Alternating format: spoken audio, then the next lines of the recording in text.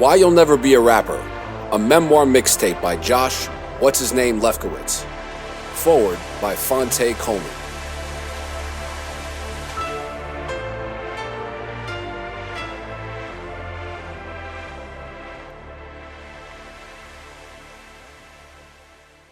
Chapter 21. Rue was a dreamer. If I had $1 for every far-fetched idea that he had that pertained to us getting on, I'd be a very rich man. We both would. Despite his dejection, Rue didn't hightail it for North Carolina. It turned out he had more dream-making up his sleeve. "Yo, I think I'm about to get us some dough," Rue said to me, smiling confidently. I didn't understand what he meant, though I was familiar with the slang. "Man, these white boys at work are making a whole lot of money and they love me. I've been telling them for a while that we're looking for investors for the label, but I didn't want to approach them with it until it was time." "And now it's time?" I asked. "Yeah, man, it's definitely time. I'm going out with them Friday for drinks and I'm going to drop it on them then." "Really? How come you haven't told me about it?" I asked. "I didn't want to tell you until I thought it was real, but trust, it's very real." "Real like what?" "Real like real." "Like what, like 10 grand? Maybe more." "More than 10? Come on, man." Rue just smiled and said, "Watch." It was just like that. No long planning or strategizing session, no conversation, just an idea Rue had cultivated on his own and put into motion. Asking near total strangers to invest money in a label that didn't have anything tangible to show was Rue's thing. Me, I played the role of the realist. Okay, the pessimist, based on my history thus far. I could dream big too, but when it came to things that seemed simply outlandish, I wasn't usually even down to make an attempt. Maybe it was fear of failing. That certainly aligned nicely with the full-on depression I was slowly inching my way towards. Rue worked for an energy company in Manhattan. Energy had recently been deregulated for businesses. This meant that companies had an option of choosing their energy provider rather than having to rely on Con Edison by default, who had monopolized the industry for years. Because this was new, only a handful of companies, including Rue's, were purchasing energy at wholesale prices and selling it to businesses at a lower kilowatt per hour rate than Con Ed's. The salesmen were all making giant commissions and had more money than they knew what to do with. Rue worked as the liaison between the clients and the salesmen, so he was everybody's friend. His natural charisma made him a great fit for the position, and the salesmen treated him like a guardian angel. They were mostly college-educated white guys in their mid to late 30s from states other than New York. They wore bland, overpriced suits from Bloomingdale's and Brooks Brothers and had shaggy yet business-appropriate haircuts. They worked hard all day, so they unwound nightly at local pubs, drinking obvious liquors and making frequent trips to the bathroom. And no, not to piss. But Rue didn't do drugs and could hold his liquor. While the salesmen would suck down their beverages like they were glasses of spring water, Rue would sip his slowly to ensure that he would never lose focus. The guys also dabbled in the stock market and were always looking for the next great investment. Luckily for them, their guardian angel Rue had just the opportunity they were searching for. Rue kept it simple. He offered 1% of JimmieJoshua to a few of them for $10,000 and told them they could purchase as many shares as they wanted to. 2 of them came forward for 1% apiece. Did that mean they'd get royalties from songwriting, publishing, show, and merchandise income? Nope, none of it. After years of learning how artists had been taken advantage of in the music industry, Rue thought it was time to turn the tables.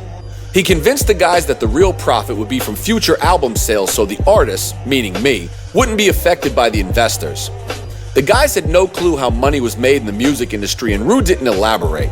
He showed them example after example of independent labels that had gone from rags to riches and why we were going to make so much more money than that. By Rue's calculations, if the investors would buy 2% of JimmieJoshua for $20,000, our company would be valued at $1 million. That didn't reflect our reality. We had done nothing but spend and had no concrete evidence that we would ever earn a penny.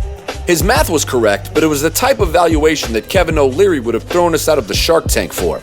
That's just what Rue was good at, using his charisma to convince people to support us. And with that, Rue single-handedly put us on track to making JimmieJoshua Lifestyle a $1 million company without us ever generating a penny of profit. To seem official, we wanted to make sure that we had an investor's agreement to present to our new best friends. We needed an entertainment lawyer to help put it together, but I only knew one. Larry Simmons was a smarmy type who started his business conversation by telling me that he loved my brother and sister and how he knew my mother and wanted to be a part of my family. But he did incomplete work. Remember how he abandoned the trademark application that he started for me back in 2000, shortly after charging me close to $1,000? I'm a Taurus, a lifelong grudge holder, so in my world the adage goes, fool me once, I hope you die in a car accident. I would have been damned to even consider asking him for help. I wanted to find an attorney who could not only assist us in carrying out our plans, but also help us get in with some of the major labels.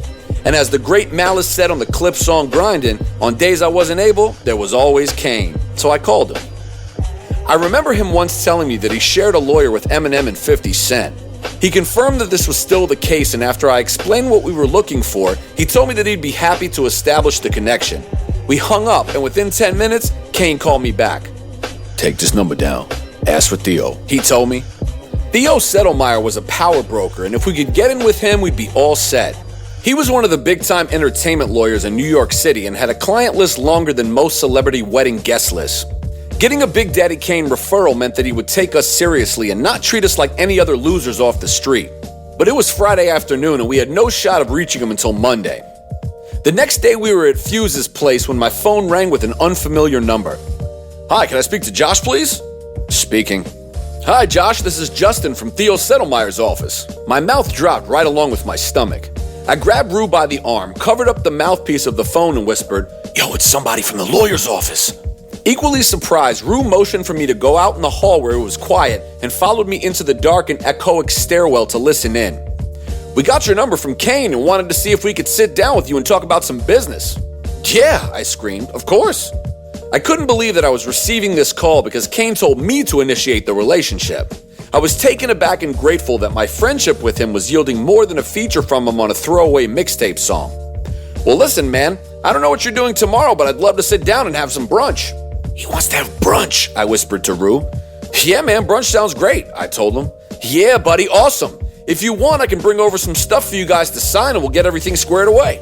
I'd had this kind of conversation before and didn't like where I assumed it was heading. Paperwork? I don't get it, I said. Well, Kane said you guys had come into some money and needed to handle a few legalities, Justin said, revealing his true intentions. No, I told Kane that we needed help putting together an investor's agreement because we have people that already committed to giving us some money, I said. Okay then, let's just talk about all of this at brunch tomorrow, okay? But wait, I thought you said, yeah man, so why don't we start with trademarking your company name? Sound good? Justin said, cutting me off. Wait, you totally just cut me off. We're not trying to do, okay buddy, well listen, we'll see you tomorrow then. Dude, slow down, I screamed while Rue wore a face that was somewhere between furious and confused. We're on two totally different pages right now. All we need is an investor's agreement, nothing else. So you don't want to have brunch? He asked. Stop with the fucking brunch, dude. Jesus, can you help us with an investor's agreement? Is that something you can do for us? I said. Well, it's not really my thing so much, but if you're interested in anything else, you can always give me a call to... We don't need anything else. I told you this from the beginning, I said. Okay, my friend. Well, give me a call when you guys settle up with the money. Nah, man, I don't think so, I said as I hung up my phone and tried my hardest not to throw it into the wall. We needed a solution to our conundrum with limited resource. The fuck just happened, Rue said.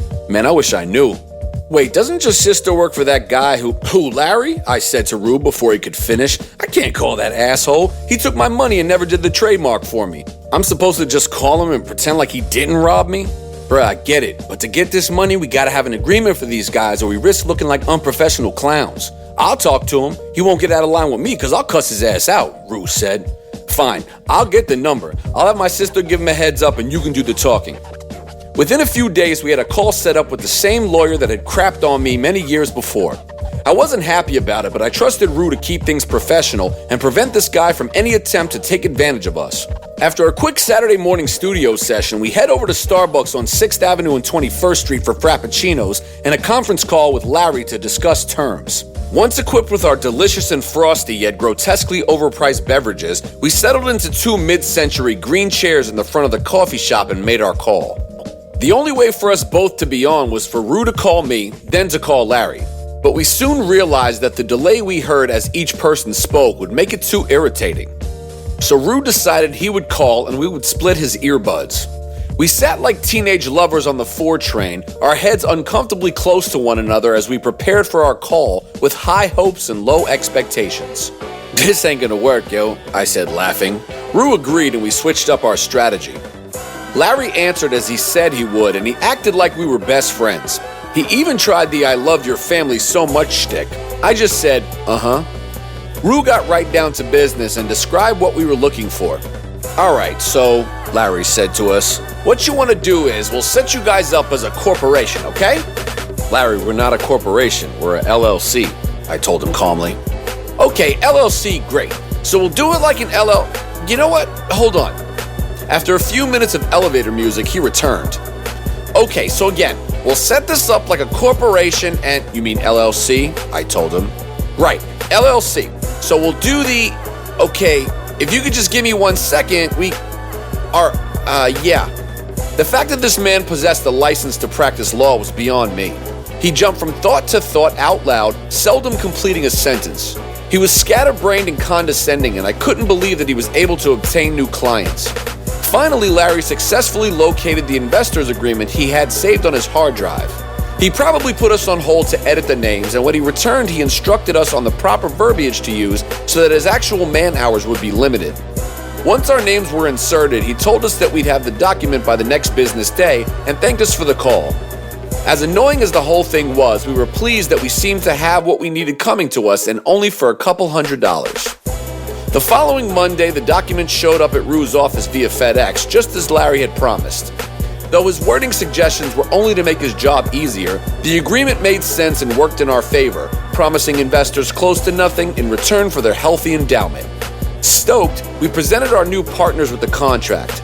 They signed it willingly, then handed us over 2 checks for $10,000. We deposited the $20,000 in our JimmieJoshua Lifestyle business account at TD Bank and went out for drinks to celebrate. Maybe Larry wasn't as much of a money-hungry piece of shit as I thought. A week later, a bill arrived in the mail from the law offices of Simmons & Stern for a 45-minute phone consultation for $175. Rue flew off the handle, and all I could do was watch. I agreed to be the one to call him because I was the proponent of anti-conflict in the company. I tried everything in my power to keep my composure. Hi, Larry. Listen, what is this bill you sent us? Oh, that's a bill for the consultation. When did we have a consultation? I asked. You know, when you guys called me and we discussed the details of the investors agreement that I was going to be working on for you? Yeah, but you told us to call you. Right. So how is that a consultation? You never said that was going to cost us money. We could have done that in an email. Josh, buddy, you have to know that anytime a lawyer is consulting you in any way, there's going to be a charge. You are well aware that we did not know that, Larry. You know we're beginners and you can't just take advantage of us. I wasn't taking advantage of you. I was just charging you like I charge any of my clients, but even less because I practically know your whole family. I told him what he could do with his bill. Josh, you're not going to pay me for my services? Oh, we paid you for your services, but I'm not paying you to have a phone conversation with us about what you're going to do that you'll then charge us for. That makes no sense. Plus, you and I both know that all you did was take an agreement you already had and change the names. So technically, you edited a Word document for $400. Consider it a wash. Well, I have to say, I am not happy about this, Larry said in his lawyer voice. Well, I wasn't happy about you screwing me out of $800 for a trademark you never filed. So again, we're even. The good news was that as a company, we were $20,000 richer than we were before all the legal annoyances. For the first time in a while, the future was looking a little bit brighter for us. The money made a huge difference for us almost immediately. We stopped spending our own money for studio sessions, website updates, and all other JimmieJoshua matters. We could properly operate as an independent label, and I had 20,000 new reasons to suppress the feelings of doubt occupying my mind like a pink elephant. Regardless of what they say, money was gonna have to buy me happiness because frankly, I had nothing else.